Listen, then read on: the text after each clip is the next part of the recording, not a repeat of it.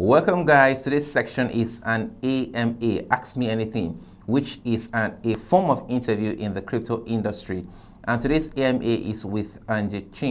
Angy has worked with several CEOs in the past 25 years, and she has brought her experience in the crypto industry, and we have a lot to learn from her. But first, let me read you a quick profile of Angy. Angy is an exceptional leader with 25 years experience in many industries, including retail, restaurants, food services, alternative energy, and consulting. Her expertise include building a great team and improving profitability for companies 2 to 3 times in less than 2 years. Angy's passion is to make a positive impact in the lives of CEOs by coaching them to become better leaders, make better decisions, and achieve better results. Angy serves as a facilitator and coach for world-leading CEOs, presidents, founders, and business owners who want to outperform their competitors by gaining a true competitive advantage. Her support enables them to achieve financial independence, professional and personal growth, and a more balanced life overall. Her client industries include restaurants, retails, startups, manufacturing, distribution, education, video game, technology, e-commerce, solar energy, renewable energy, transportation, logistics, and non-profits. Her specialties include CEO and entrepreneurial coaching, board of director, board of advisor, profit improvement, turnaround, restructuring, reorganization, recapitalization, partner buyout, private equity deals, M&As, and IPOs. So what we're going to learn from Angy today includes why she left Singapore for the U.S.A, how she has worked with many CEOs and business owners, her charity work in Nigeria and other countries, the blockchain, the coin she's holding, her advice for newcomers and how they should start, and a lot more. So without further ado, let's get straight to the interview. So Angy, welcome to the channel. So why did you? Singapore is like the cleanest country in the world neatest country, and they have like the best economy right now. Why did you leave Singapore for California, USA? Why did you leave Singapore for the US? Actually, the Singapore that you're looking at today is the Singapore today. Not quite the Singapore where when I was growing up. So I left Singapore in 1990, and at that point in time, Singapore was still considered a third world country. Believe it or not, it was Okay. under a third world developing country at that time. But I think at the point in time, education is great, everything is great, and environment generally is also safe, and clean. But for me personally, it was really the life's adventures. I think a lot of us has dreams and hopes or visions or imaginations or maybe a combinations of all the above. Okay. And similarly, I thought, there are so many things to see in this world outside of Singapore, which is just only a tiny little island. And I really want to experience life to the fullest with no regrets.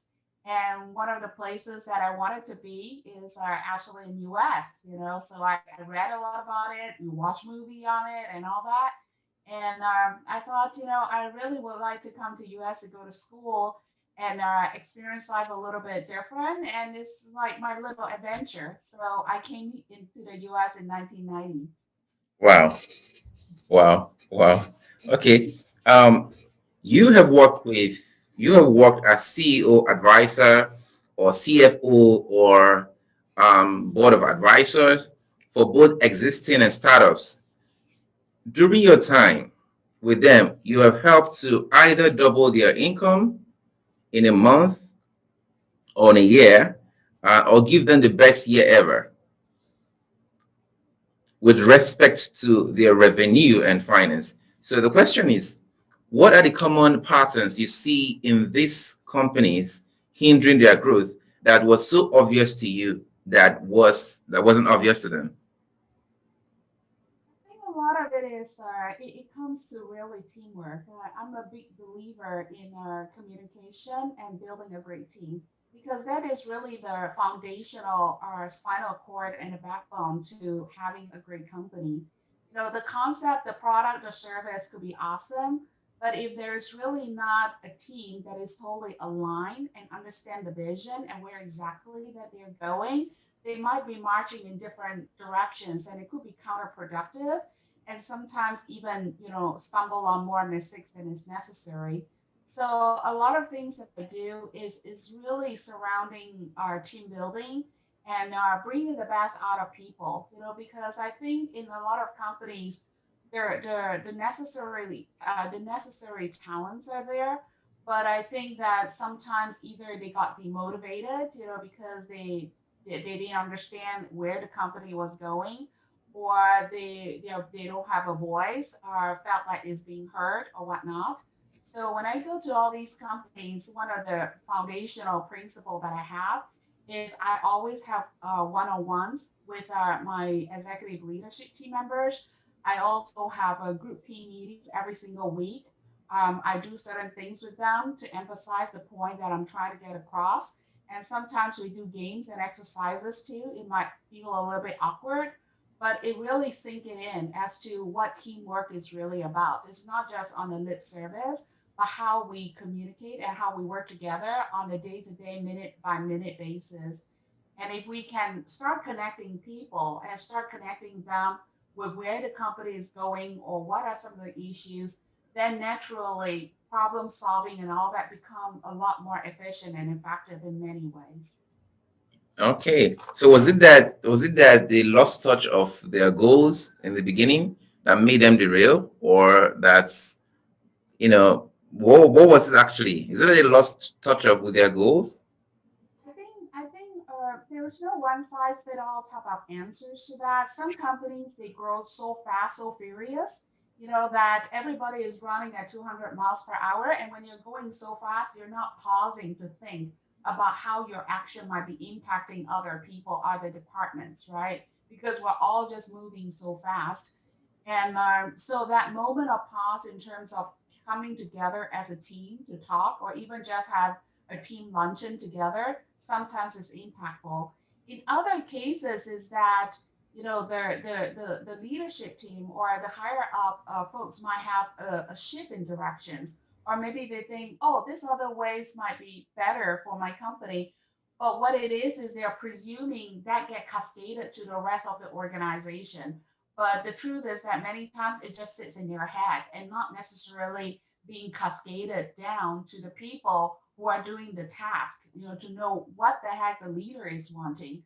So it could be a combination of all these issues that resulted in either a communication breakdown, it could result in communication gaps, and then the team start breaking apart into silos. Sometimes it's always like, ops against finance, and finance hates marketing or whatever. So it becomes all these silos that literally make it inefficient, as well as sometimes it could result in dysfunctional impact on the whole organization. So a lot of these kind of have to be resolved in order for the company to propel forward with very minimal friction, so they can punch on their horsepower and go at full force. Yeah, I think I get that. I get that. But sometimes I myself, I have some things in my head that I want to relate to my team, but I feel they're not getting it. They're not getting Yeah. what I really want them to do. I can resonate with that. Hmm. Yeah, and it's very common, right? Because, either as entrepreneurs, as owners, we have our mind is going so fast, and sometimes even while we're sleeping, our mind is still going, right? We have so many thoughts and ideas and all that. But the key is that, if we actually pause in a moment and said, are we bringing our team along? Or am I running at so fast that my team are all like, 5 kilometers behind me, right? Yeah, I'm yeah, just running by myself, on the front because I didn't look back and look at where's my team, right? And those kind of situations actually happen very frequently at even different companies of different sizes have similar situations I've seen. yeah. Okay. So next question. Next question is, so in terms of education, your Mhm. certificates came from about six institutions, including University of Chicago, Harvard Business School, Stanford Law School, Hua Kong Junior College, NLP, UCLA.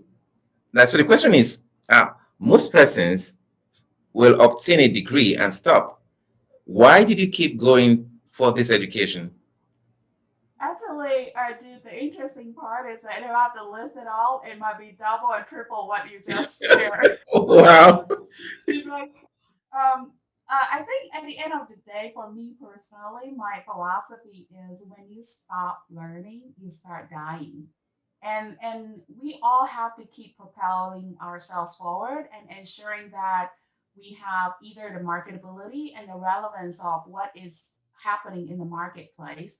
So for me personally, more than anything else, is that intellectual stimulation. uh, my mind is always going somewhere and thinking about a lot of things. And so even when I got my MBA, I mean, a lot of people are like, oh, that is good enough. You got a master's degree and all that. You had a good career and all that. So why do you keep going to school? But I have never stopped going to school even until today. You know, and for me, again, is the feeling of the more I know, the more I don't know, and the more that I start being curious about something or being inquisitive, the more that I realize that there's so many things out there that are just fascinating, you know, in terms of really challenging the mindset or challenging the thought process or challenging the status quo and the norm. So in effort to, I guess, satisfy my own brain cells, I just keep going. I just keep learning and learning and see where it takes me. And sometimes it could be, you know, a little bit scary because I could step on unknown territory, just like learning about crypto, you know, at Yeah. some point I started that and I have no clue what it is and trying to learn from ground zero. But to me, is just very gratifying that you know you start understanding the world a little bit better and getting yourself more educated, more informed, and also be intellectually curious. Always ask those questions and not just take the book by the surface, not just take the news by what is being reported, but also asking deeper questions surrounding what you heard and what you learned. And I think for me, that itself is very satisfying. Okay. So now, how do you choose what to learn? Do you like what? How do you choose what to learn? That is kind of interesting. So when I was younger, as a kind of like an early career or executive climbing the corporate ladder, and then of workplace were just relevant to my job, right? So I had a finance job, so I would take all the additional certifications or whatnot that are all part of kind of making my job um, more interesting and also solving some of the issues that I was thinking. So, for example, like I did a graduate certificate in TQM, Total Quality Management, because at the time I was thinking how best I can improve throughput, you know, in the stores and all that. And when you understand the manufacturing, you know, the concept of the Japanese, you can understand, you know, throughput and deficiency, what do you call that, defective rates. How do you get better control around it? So I actually spent about a year just taking TQM classes at night Okay. to learn about total quality management and Kaizen and all that whole thing. And then subsequent to that, I was in roles that I have to do capital raise, I have to do mergers and acquisition considerations, accounting treatments, buying set shares, selling bonds, and whatnot. So I keep taking more and more classes and certifications all around that arena. So that was my early career. But then the second phase of my career, as I started to get into more higher level leadership roles and really grooming and building a team, I was getting certification in coaching, in mentoring, in hypnosis, psychotherapy, whatever you can think of. Because I think at the end of the day, is we're managing human. We're no longer just managing a set of numbers or spreadsheets, right? Yeah. And human mindset and emotions is more complex. So that became my second phase of learning, which is a lot related to people relations, not just IQ, but the EQ, emotional quotient side of it. Yeah. And now I kind of in my going into my third phase, I was taking um, a lot of things that is maybe seemingly unrelevant or unrelated to my field of work or expertise or whatnot. But to me, I think is making us more holistic as a human being. So, for example, like I spent almost 9 months or so getting a certificate in their Citizen Police Academy. So I was training with the police academy Yeah. on the canine dog training, on people who how to catch drug abusers or whatnot, all those things. And then I subsequently also spent another 6 months or 7 months taking FEMA courses, the search and rescue, and in case of emergency like an earthquake or tsunami, how do you help your neighborhood evacuate, right? What is the Yeah. proper? Yeah, so for me, is that related to my consulting work and all that? Probably not, right? Yeah. At the end of the day, is making us a little bit more complete and holistic, So that was what I was after. Wow. That's wow. Awesome. So the next question is, so you're into charity, you sponsored education of some kids in African nations like Nigeria and Tanzania. You made what made you go into charity, and how do you go about looking for these kids to sponsor? Mm. Okay, so I think specifically you're talking about some of the orphan kids that I've been sponsoring for many years. I think like 10 years now. Yeah. Primarily a little bit kind of a personal background. I lost my parents when I was a kid, and so I know what it means that when you have to grow up literally by yourself and be financially independent, be emotionally independent, and all that it is not easy, for as a teenager. I was a teenager at that time. To really, kind of like go out into the world on your own and Yeah. not knowing what to expect and not necessarily feeling like there is a social circle of support system for you. Yeah. And so, that part of it, to me, I would say, as part of my life, it was a really pivotal moment, critical moment. And as I reflect back on those moments, I'm thinking to myself, like a lot of things could have gone wrong. I mean, as a teenager who doesn't really have too much of a relational anchor, emotional anchor, or whatnot, or even financial capability, it's easy to turn to many wrong things or do a lot of wrong things and take the wrong action in our lives. Yeah. And so I'm very thankful. I'm very grateful that I made certain choices at that point in time. I actually took 3 jobs. I was to university full time while working 3 jobs at the same time. So I never hardly ever sleep, maybe 2, 3 hours per day. But I chose the path of really working hard and doing what I could and making money in a very proud way that I can continue life and continue education and pursue my dreams, hopefully, which is to come to the US.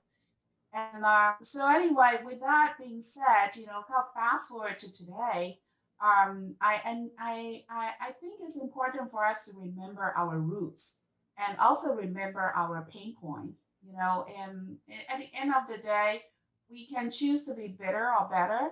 And I hope that all of us will use those pain points and to be better human being, better people, in our lives. And so kind of fast forward to in that journey, I've always been involved in charity one way or another, even coming to the US. I have worked in our senior citizen center. I actually went there when I was in university. I would go there every week, sometimes twice a week, to play the organ, to entertain the senior in the senior citizen center who has nothing to do. They were just there, either recuperating or retired.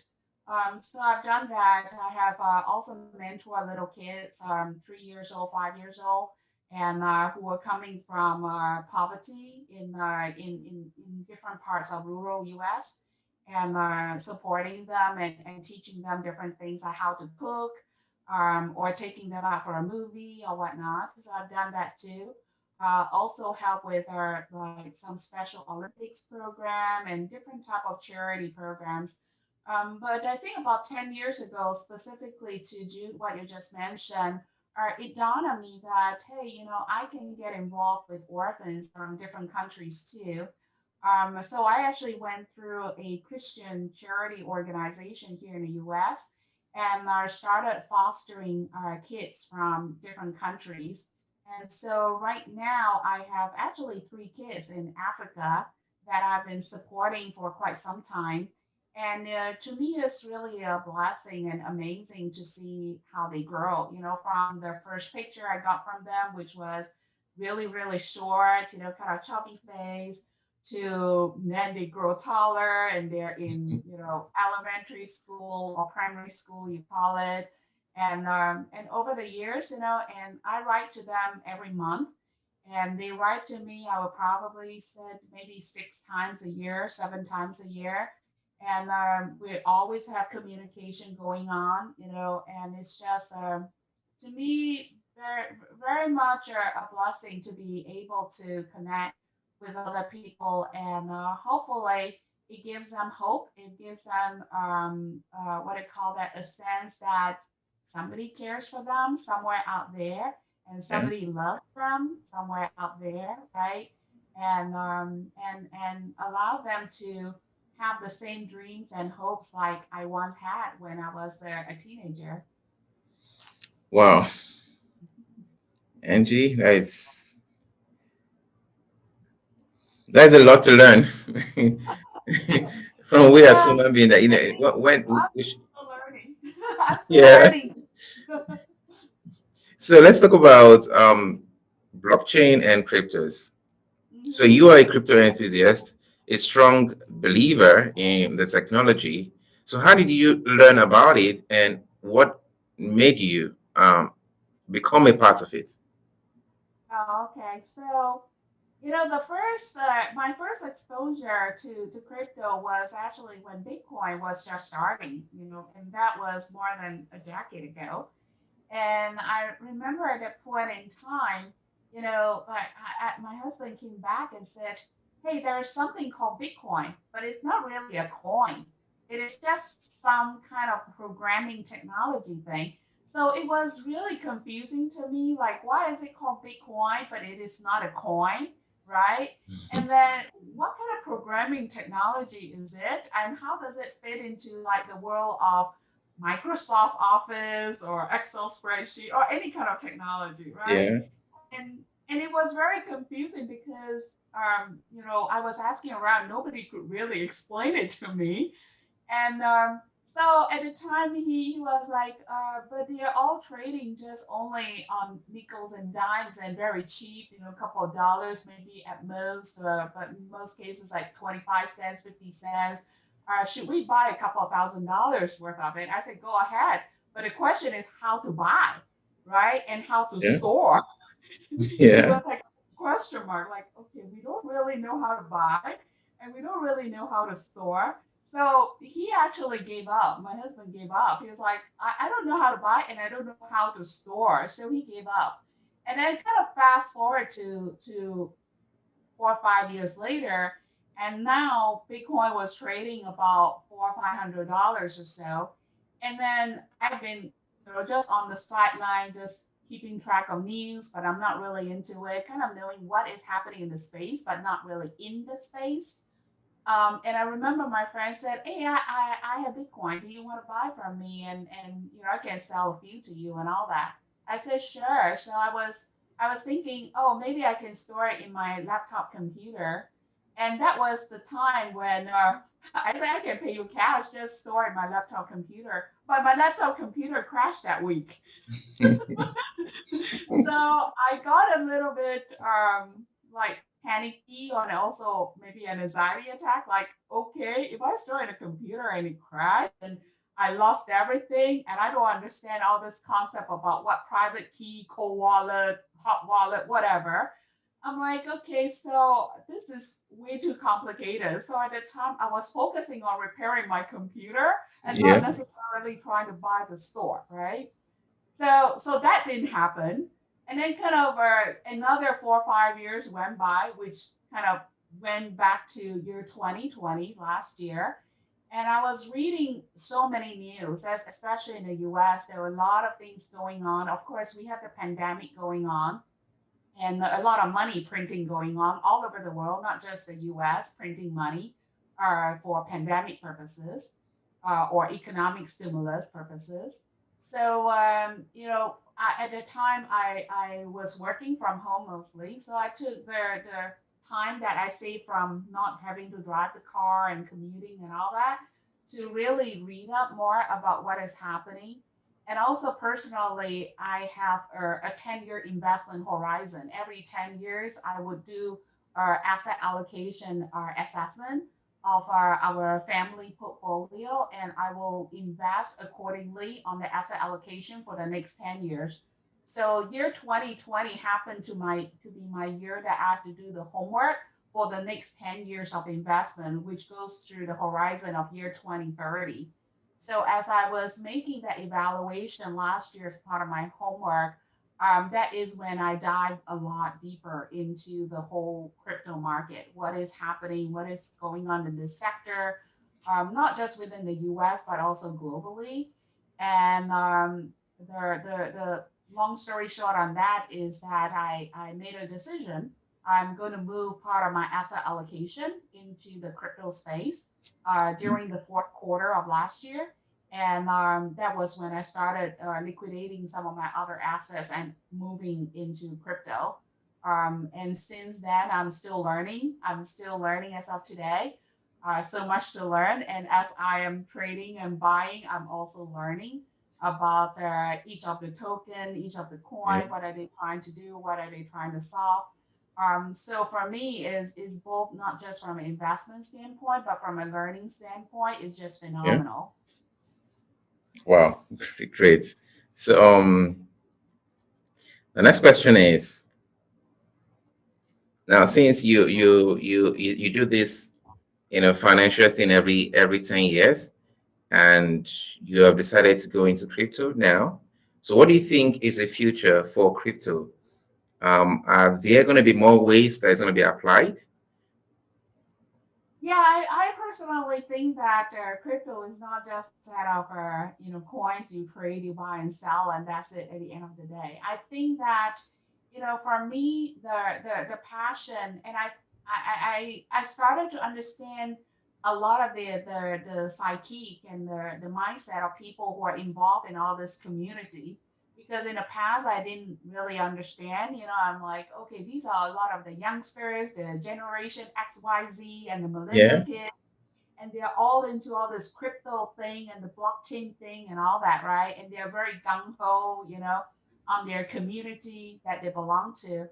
And as I dive deeper into it, I start understanding the mindset and the psyche behind it, um, which is actually fantastic, which is awesome because crypto itself, I mean, a lot of these blockchains, I'm not saying all of them, I think the recent coin market cap said that we actually have more than like 10,000 over different cryptos and coins and all that, which is way too much. Yeah. But anyway, in terms of the bigger ones and those that are more purpose driven ones, it's just fantastic. And I truly believe, Jude, that the world will change.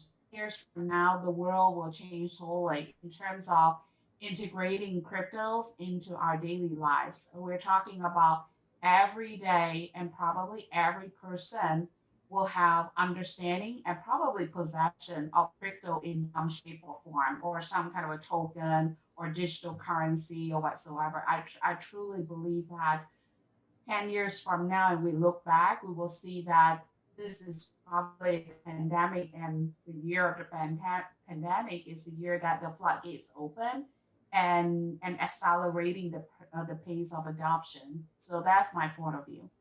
Okay. So the next question is in what percentage of people, say in the US, enlightened people, do you think have gone into crypto now? Do you think there are more or less? A lot more, definitely a lot more. I think last year I saw some statistics, and I couldn't quote the source at this point in time. But last year, I think at the beginning of the year, it might be around 7% or so. And this year is easily crossing the 13-14% mark. So it has more than doubled. And Uh, if you look at their statistics are published like by Coinbase, or that has gone public, and some of the other private companies, they also publish their what do you call that, their members or people who open up accounts or whatnot. It has accelerated a lot. And I think part of it is the phenomenal too, that anytime you see all this activity that is happening, how many times like in your trading this year that either Binance get crashed, or Kraken crashed or whatever. There's so much more activities that is happening right now on buy sell activities, that even a lot of all this established crypto trading platforms are not able to cope, with the volume and the intensity of it, right? yeah, So I personally think that the adoption rate is going to pick up much faster. This year, next year probably will be almost like an exponential curve, that you'll pick up.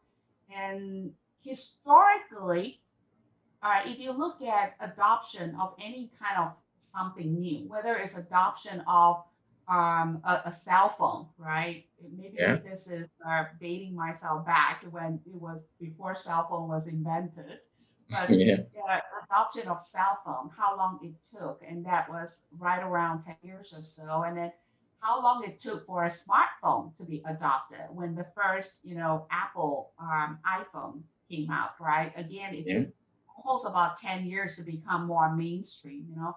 And there were a lot of conversations that how long would it take for crypto to really become mainstream, right? So you have like the first 10 years, which is more like the testing the water, is it going to survive and all that. And Bitcoin clearly has survived until today. It passes their 10 years mark.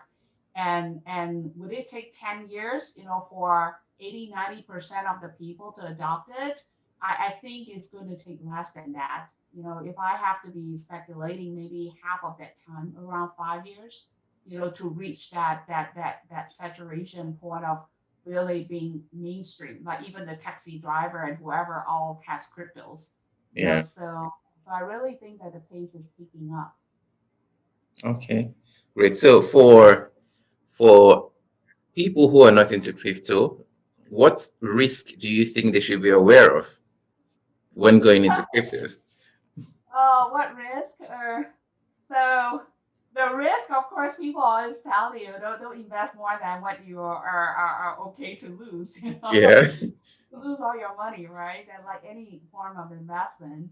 But I think that the probability, if I have to rate it, is going to be pretty low if you invest in like established crypto like Ethereum or Bitcoin, Litecoin, all that. I think the risk of you losing everything is pretty low in my point of view. Um, but that being said, the crypto market is still in the very infant baby stage. And that alone comes with a lot of volatility, a lot of movement, and plus the fact that it's being traded 24 hours with no holiday, with no break time and whatnot. It can be a little bit sleepless for people. Some people may have anxiety attack, some people may have heart attack. yeah, Um, So, and if you have any of those potential medical condition, I would say don't trade crypto.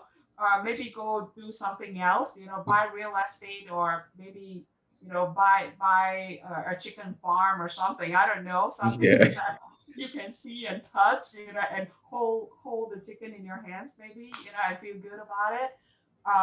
But for people who really believe in crypto beyond just an investment tool, that it can really reshape how we live and reshape technology and reshape our lives in many ways, then it is more than just an investment idea, right? Or just an investment part of your portfolio, because you're truly part of a movement of change, a movement that is not the change locally, but globally. And to me, that is exciting. So for a lot of the your maybe viewers right now who are young and are thinking about crypto, I would say just test the water. If you want to know what it is, the best thing is put your money where your mouth is, and just Yeah. test it out with even I don't know, 100 naira, 200 naira, something like that. Just check it out, and when you have skin in the game, you pay more attention to it, and that's how you learn. But if you're just sitting on the sideline, keep watching and reading news, I mean, you don't really have any emotional attachment or engagement with it, and everything will be just like wind blowing on your ears. It just pass by and got nothing to do with you or whatsoever. Okay. So governments around the world seems to be resisting crypto. Nigeria, for example, the CBN restricted banks from facilitating coin payments from facilitating crypto payments. In India, we heard it was banned one time, same thing with China and some other countries. Do you think the government is going to come to terms with that? Crypto has come to stay and probably allow its citizens to actually be free to go into it. The government side is really hard. I mean, because there is a political element to it, right? And I'm not Yeah. really into all this or various kind of world politics and whatnot. But I'm fully aware of all the countries that you talk about, whether they are banning or restricting or whatsoever. I think at the end of the day, there may be other motive, behind it. For example, like India and China, they all rolled out their own digital currency, right? Yeah, The it did. Yeah. semi digital currency. So they are preferring their local people to use their own form of crypto that is still centralized and controlled by the government, right? As opposed to the true liberty and the freedom of the inherent spirit that how Bitcoin first started. It's like no one person, no centralized source to be controlling it, and that is the part of the value system, the principle, and the inherent goodness of what it is for. So, in my point of view, that there will be some countries that will they will take the adverse action of trying to ban it. There are other countries, including in Europe, they're going to tighten up the regulations. Including in U.S., there's a lot of talks and a task force built around regulations of the crypto communities and crypto investments. So I can see that continue to happen globally, all in all the different countries in different level of intensity. But in my point of view, I don't think that any of that is going to make crypto go away. I think it may actually slow it down in certain cases, right? Or creating noise or creating distractions, just like what we had for the last few weeks. There will be noise, there will be bumpy road, there will be distractions, but I don't think it's going to come to a point whereby the entire crypto is going to disappear. I mean, at the end of the day, I mean, as long as one node exists for Bitcoin, the whole legacy will continue. So it's just to me, it's just hard to imagine that right now the train has left the station, and to try to get the train back, I think it will be very, very, very difficult, if not impossible. Okay. Angie, do you mind sharing with us the coins you have in your portfolio? Are the audience going to be trading my coins too? I don't know. But I do have to have a disclaimer that I'm not a financial advisor and all that, and I buy some of those coins that I have in the portfolio, primarily also for my learning purpose. As I shared earlier, I'm really a big student at heart, and one of the ways that I learn is that I have skin in the game and I pay attention to things when I invested some money into it. So, but to answer your question, and I don't want to seem like I'm beating around the bush on it. I do have most of the, if not all, the major coins, right? So whether it's a Bitcoin, Ether, I do have a Doge coin, the doggy little coin, and quite a bunch of others, Litecoins. I think in Nigeria there are your trade Ripples also, right? XRP. I have that. I have Stellar Lumens, XLM. So all those are pretty popular major coins with a most of them with a purpose. Not like Dogecoin is a joke coin, so it doesn't really have a purpose other than everybody is loyal and love Yeah. the doggy. Um, but I have that in my portfolio. And I also have a bunch of other, smaller coins. I call them mini coins, just my way of calling it. It sounds cute. So I have a whole bunch of mini coins that I swap and I keep them. So I would say my portfolio probably has close to 30, 40 different kind of coins and tokens. Wow. So the other question is, hold on, please.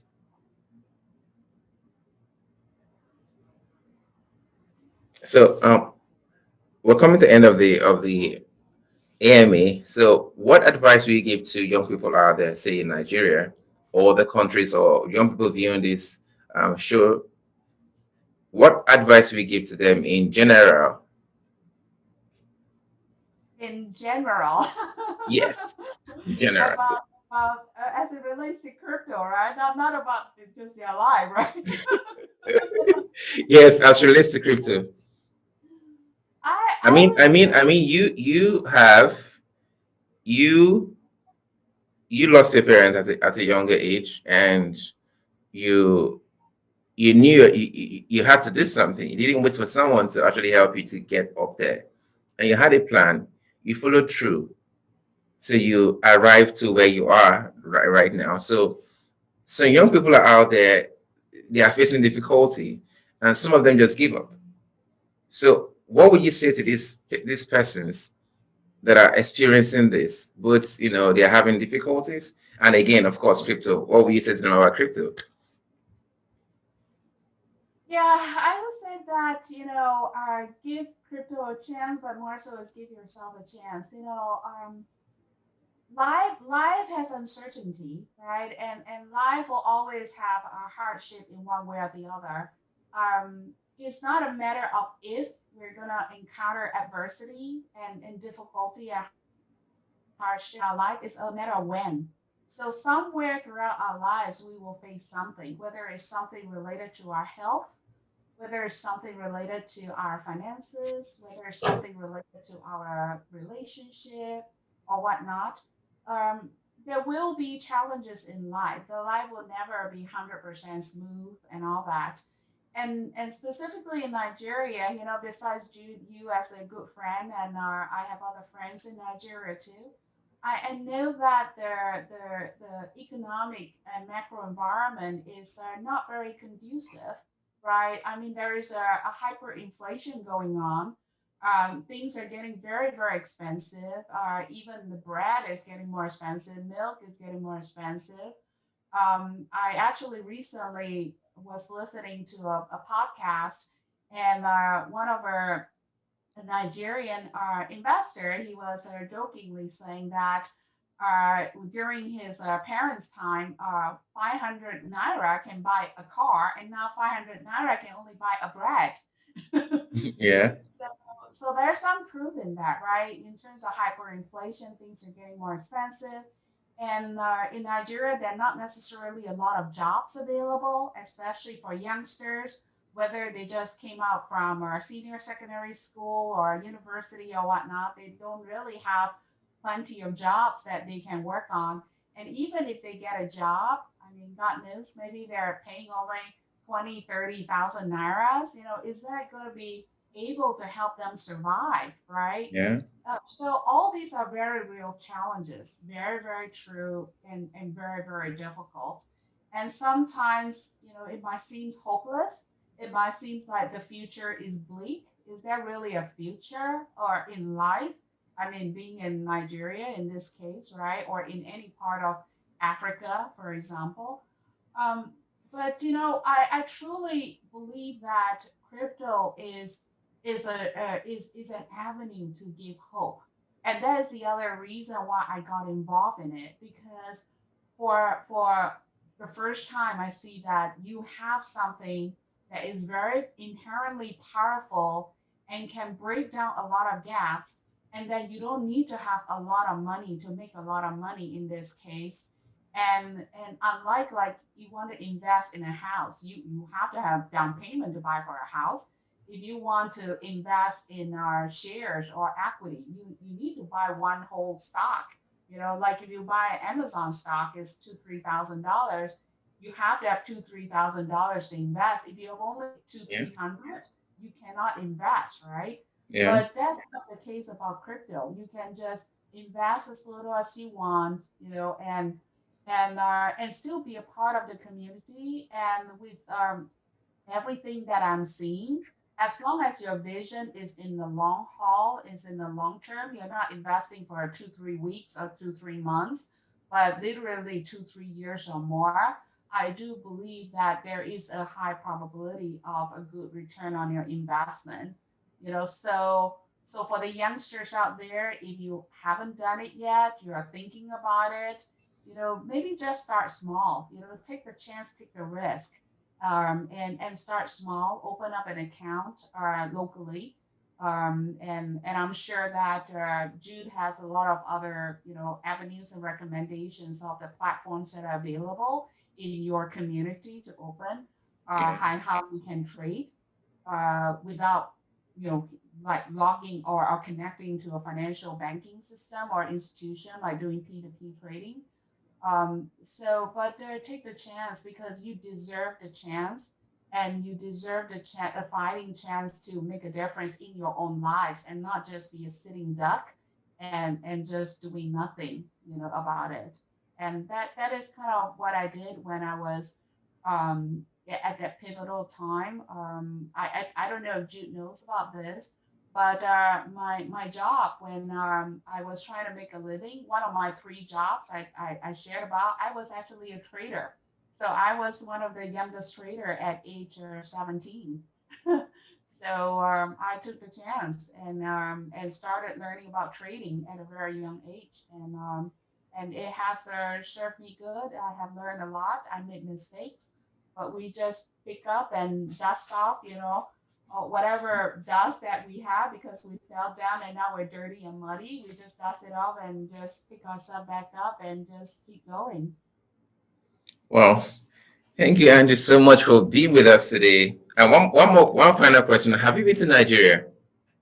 No, but I would love to. I'm planning to, actually. So Okay. I actually have been to Tanzania on the volunteer project to help restructure a bank in Tanzania. This was a couple of years ago, and I actually am connected with another nonprofit organization here in the U.S. That actually we have been talking about. They're going to Nigeria, to Abuja. So who knows? When the travel restriction is lifted and removed, and we can travel freely, you might see me in Abuja. Yeah. Okay. I'm looking forward to that. Thank you. All right. Thank you so much. And that is the show for today.